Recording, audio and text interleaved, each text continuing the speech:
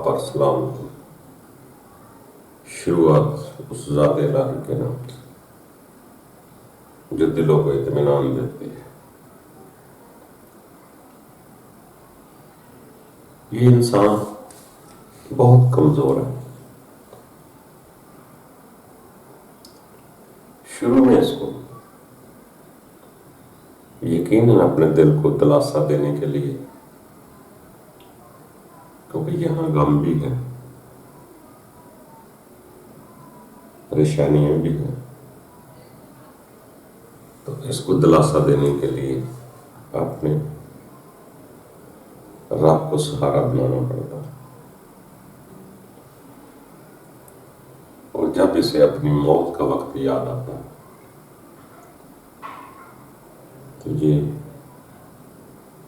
کوشش کرتا ہے کہ میں اپنے اس رب کو راضی کروں جس کے پاس میں نے موت کے بعد جانا۔ ہر کوئی کسی نہ کسی رنگ میں اپنے رب کو راضی کر رہا ہے، کوئی اپنے من کو راضی کر رہا ہے، کیونکہ کچھ لوگ یہ بھی سمجھتے ہیں، ان کی دلیلیں بھی معتبر ہیں، وہ بھی الہامی کتب سے ہی بیان کرتے ہیں کہ جو میرے اندر ہے، میرے اندر روح ہے، وہ رب کی ہے۔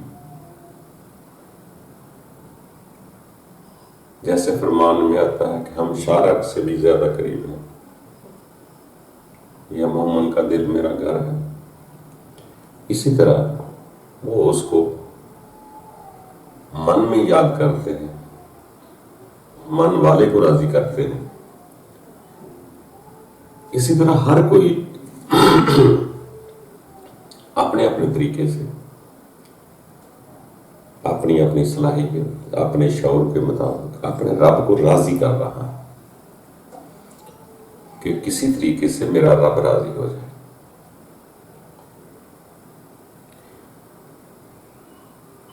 خود تو راضی کر رہا ہے، مگر یہ کبھی نہیں کہا انسان نے کہ رب تعالیٰ میں بھی تو تجھ پر راضی ہوں۔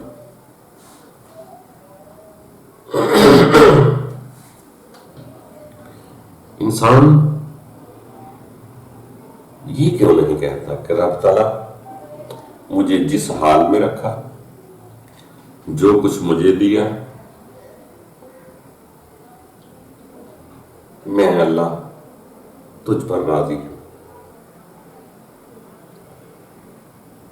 رب کو راضی کرنے کی کوشش تو کر رہا ہے، مگر اپنے آپ کو بھی دیکھے، یہ کیوں نہیں کہتا کہ رب تعالیٰ جو تو نے مجھے دیا میں اس پر راضی ہوں۔ اگر انسان راضی کرنے کی بجائے کبھی خود اپنے رب پر راضی ہو جائے تو آپ کا رب بھی بہت جلد آپ پر راضی ہو سکتا ہے۔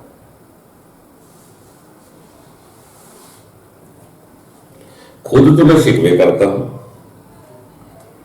یہ بھی چیز نہیں ملی، یہ خوبصورت نہیں ملی، یہ پیاری نہیں ملی، وہ بھی چاہیے، یہ نہیں اچھی، وہ نہیں اچھی، کرتا ہے شکوے ہے تو کہتا ہے میں رب کو راضی کر رہا ہوں۔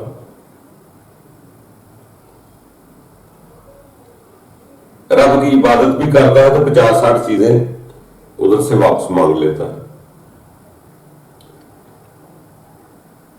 تو اس لیے رب کو راضی کرنا، پہلے خود کو رب پر راضی کرنا پڑے گا۔ پہلے خود رب پر راضی ہو جائے اور اس کا شکر بجا لائے کہ رب تعالیٰ جو کچھ بنایا ہے، جو کچھ دیا ہے، اللہ تیرا شکر۔ پہلے اپنے آپ کو وہ خوشی محسوس کرائیں کہ میں خوش ہوں، میں راضی ہوں۔ جب آپ بندہ راضی ہو جائے گا اپنے رب پر، اس کا شکر کرتا جائے گا تو رب تعالیٰ بھی آپ پر راضی ہو۔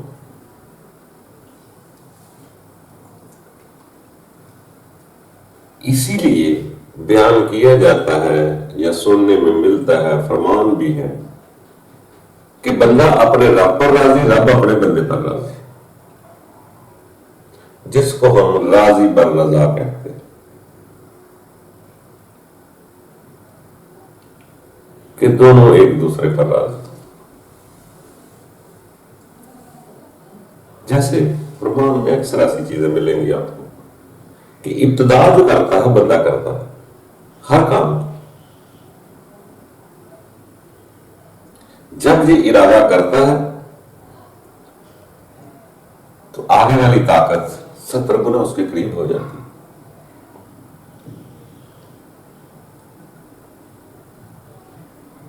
ابتدا بندے کو ہی کرنے کے پہلے، جیسے فرمان آتا ہے کہ بندیا تو میرا ذکر کر، میں تیرا ذکر کروں، تو میری مدد کر بندیا، میں تیری مدد کروں۔ تو غور کرو کہ پہلے حکم بندے کو ہے کہ بندہ ذکر کرے گا تو رب بھی ذکر کرے گا۔ اسی طرح پہلے بندے کو راضی ہونا پڑے گا کہ رب تعالیٰ میں راضی ہوں۔ جب بندہ راضی ہو جائے گا، جیسے بندہ ذکر کرتا ہے تو اللہ بھی کرتا ہے، ایسے بندہ راضی ہو جائے گا تو اللہ بھی راضی ہو جائے گا۔ تو یہی راضی پر رضا ہوتی ہے کہ بندہ ہر حال میں راضی رہے۔ اب بندہ راضی کیسے رہے؟ بندے تو اپنی خواہشات سہولتیں اتنی پیاری ہیں کہ راضی ہو نہیں سکتا۔ ان کی چھوٹی چھوٹی خواہشات پوری نہیں ہو رہی، راضی کیسے ہو؟ جو لوگ راضی ہونا چاہتے ہیں اپنے رب پر، اور رب جن پر راضی ہوتا ہے، وہ دنیا کی ہر شے کو رب کی طرف سے سمیٹے۔ اس کے لیے طوفان آندھی برا آ جائے تو وہ پریشان نہیں ہوتے، میرے رب کی وجہ سے، میری رب کی طرف سے۔ ٹھنڈی ہوائیں چلیں، وہ اس میں بھی نہ بہت پریشان ہوتے ہیں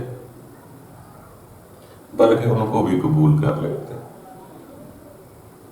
موسم بہار کی ہوائیں چلیں، وہ خوشی سے مسکرا کر کہتے ہیں سبحان اللہ، اللہ تیرا شکر۔ جب ہر غمی خوشی کو رب کی رضا سمجھ لیں گے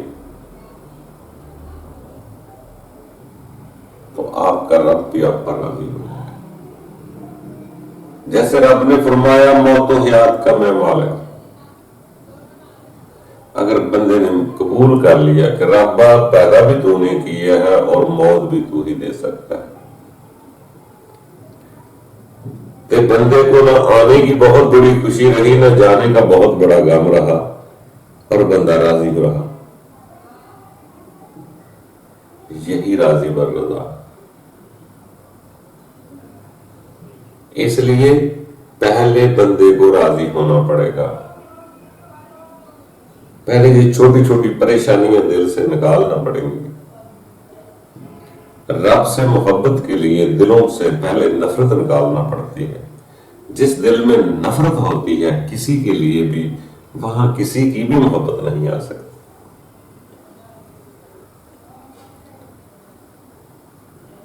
جب انسان اپنے رب پر راضی ہوتا ہے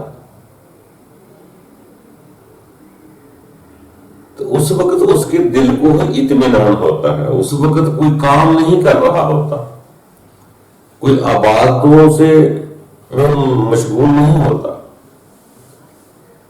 عبادتیں بھی وہ کرتا ہے، مگر جب راضی ہوتا ہے تو اس وقت سیدھا ہوتا ہے، اپنے رب کی رضا قبول کر لیتا ہے۔ یہ اس کو عبادتوں نے ہی سمجھایا ہے کہ رب کی طرف جانا ہے، رب کا،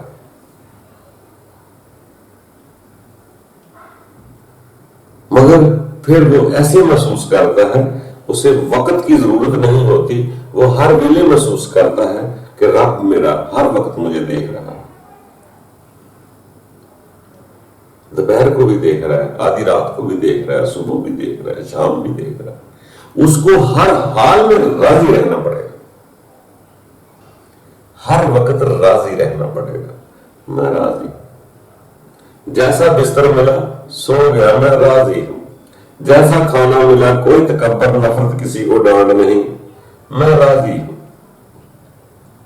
جو کپڑے پہننے کے لیے ملے تھوڑی بہت استری میں ٹیڑھ وٹ بھی آ گیا، ربا میں راضی ہوں، تیری مخلوق پر بھی راضی ہوں، تجھ پر بھی راضی ہوں۔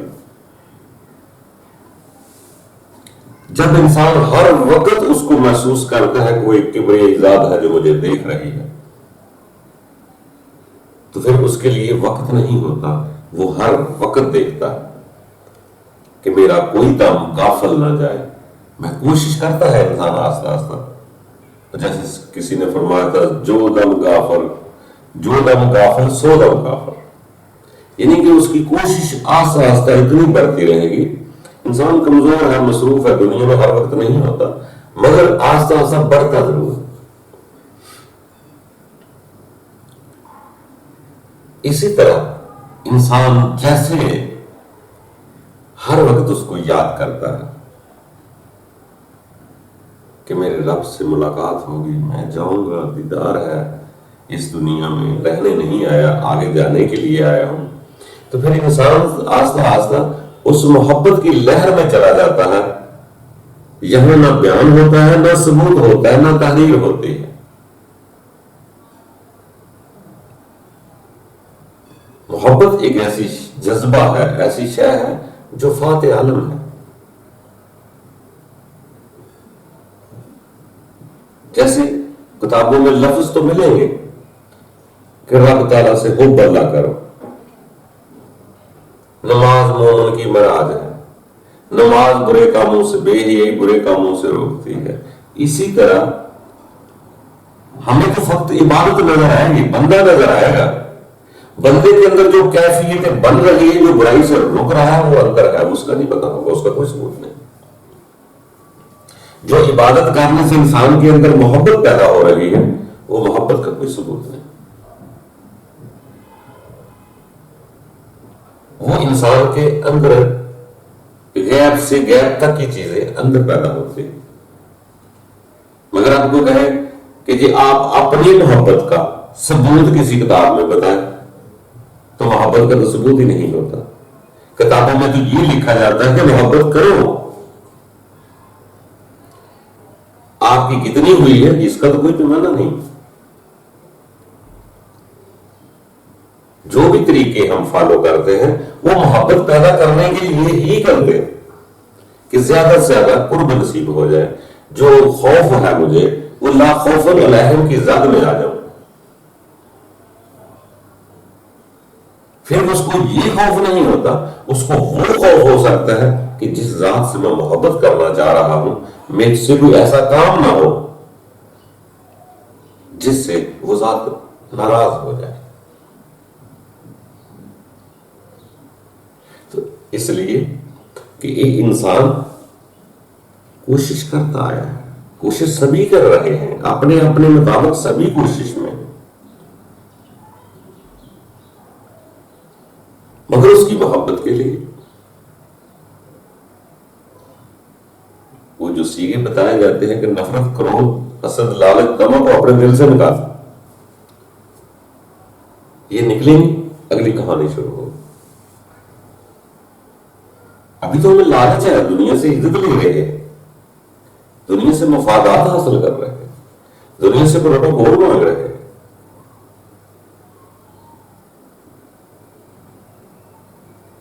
جب میں ابھی دنیا سے ہی مانگ رہا ہوں، یا چیزیں ہی مانگ رہا ہوں، یا رب سے مانگ رہا ہوں، اس وقت تک میں کیسے کہوں گا کہ میں رب سے تجھ پہ راضی ہوں؟ کیونکہ چیز آج ملتی ہے، کل اس کی طمع بڑھ جاتی ہے، آج یہ ختم ہوئی دوسری شروع ہو گئی، وہ ملی آگے پھر شروع ہو گئی۔ یہ انسان کی جسمانی بھوک تو ایسے جیسے پرچھائیں کی طرح ساتھ ساتھ چلی رہتی، بڑھتی رہتی، مگر انسان چیز پر اس کا شکر نہ ادا کرے گا، انسان کو قناعت نہیں ملتی، تسلی نہیں ہوتی، بھوکا ہی رہتا ہے، پریشان ہی رہتا ہے، تمام باقی ہے۔ مزہ یہ ہے کہ جو چیز مل جائے اس پر شکر ادا کر، اس پر راضی کر۔ جب یہ عادت شروع ہو جائیں گے کہ ہم راضی ہیں، جو ملا شکر ہے، میں راضی ہوں، پھر اپنے رب پر راضی ہوتا ہے کہ رب تعالیٰ جو تو نے مجھے دیا، جس حال میں رکھا، امیری ہے، غریبی ہے، کم ہے، زیادہ ہے، غمی ہے، خوشی ہے، خزاں ہے، بہار ہے، ربا میں تجھ پہ راضی۔ جب یہ اپنے رب پر راضی ہو جاتا ہے تو پھر اس کا رب بھی راضی ہو جاتا ہے۔ دوستو کوشش کرتے رہے، رب کو سبھی راضی کر رہے ہیں، مگر پہلے خود راضی ہو جائیں اپنے رب پر۔ اپنے رب پر جب خود راضی ہو جائیں گے نا، پھر آگے سے امید بہت جلدی آتی ہے۔ تو دوستو خوش رہو، آباد رہو، خوشیاں حاصل ہوں گی تبھی جب تم و لالچ حسرت نفرت نکل جائے گا، پھر آپ کے اندر سلامتی آئے گی، پھر آپ کو امن کی قدر ہوگی، سکون کی قدر ہوگی، پھر آپ سکون کی تلاش کے لیے اپنے رب کو یاد کریں گے۔ پھر رب کا فرمان بھی کہتا ہے کہ اے بندیا تیرے دل کو سکون میری یاد سے۔ تو دوستو کوشش کریں جلدی جلدی اس پر راضی ہو جائیں، اور ہم بھی کوشش کر رہے ہیں کہ ہم بھی راضی ہو جائیں، تو مل جل کر آگے بڑھیں۔ سمجھ لیں یہ زندگی اتنی بڑی نہیں، جس چیز نے ختم ہو جانا ہو اس چیز کے پیچھے انسان بہت زیادہ نہیں بڑھتا، جس نے سدا رہنا ہے اس کی طرف لوگ زیادہ توجہ دیتے ہیں۔ یہ جسم باقی رہنے والا نہیں ہے، مگر آپ نے نہیں مرنا ہے، آپ نے رہنا ہے۔ آپ تو آگے جا رہے ہیں، اگلی نئی زندگی میں جا رہے ہیں، دائمی زندگی کی طرف منتقل ہونا ہے آپ لوگوں، مگر یہ جو جسم ہے یہ نہیں رہے گا، یہ کسی کا بھی نہیں رہتا، وہ اچھا ہو یا برا، کوئی اللہ کا خاص و خاص بندہ ہو یا کوئی بادشاہ، یہ ظاہری جسم نہیں رہتا، مگر جو اصل ہوتا ہے وہ کبھی نہیں مرتا۔ بس اس طرف دھیان کرے، جو ذات روز ازل سے ہے اور رہے گی، اس کی ہی وہ انسان کے اندر موجود ہے، اس نے باقی رہنا ہے، اس کے لیے کچھ کریں، اس کے لیے رحم کریں، اس کے ساتھ پیار کریں،